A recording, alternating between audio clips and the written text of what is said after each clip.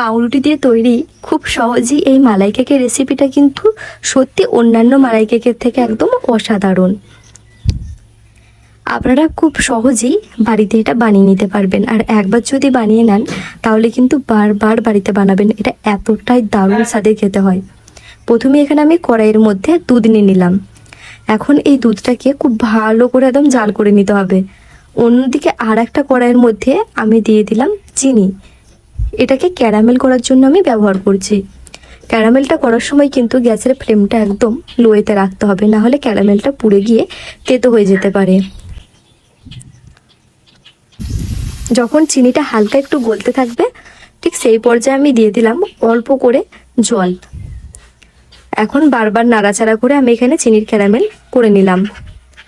এই দুধটার মধ্যে দিয়ে দিচ্ছি, আর এই দুধটা দেওয়ার সময় কিন্তু এই দুধের মধ্যে দেওয়ার সময় গ্যাসের ফ্লেমটাকে লোয়েতেই রাখবেন।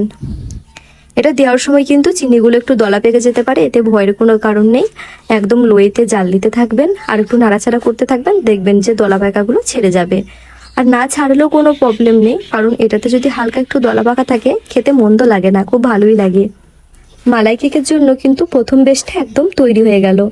এখন সেই কড়াইতে আমি নিয়ে নিলাম দুধ, আর ঠান্ডা দুধের মধ্যে কাস্টার্ড পাউডার গুলে রেখেছিলাম। দুধটা ফুটে উঠলে ওর মধ্যে দিয়ে দিলাম ওই কাস্টার্ডগুলো দুধটাকে। তারপরে দিলাম স্বাদ মতো চিনি আর একটু এলাচ গুঁড়ো। এটা ততক্ষণ হতে থাক, একটু গাঢ় হলেই নামাবেন, তাহলে খেতে খুব ভালো লাগে। এখন পাউরুটির এই চারপাশটাকে আমি একটা ছুরির সাহায্যে কেটে নিচ্ছি।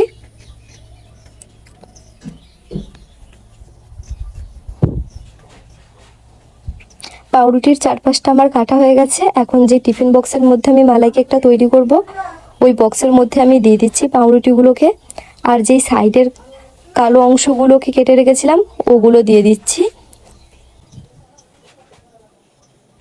এখন প্রথম যে ক্যারামেল সহ দুধের বেসটা তৈরি করে রেখেছিলাম ওটাকে দিয়ে দিচ্ছি সম্পূর্ণ পাউরুটির ওপরে।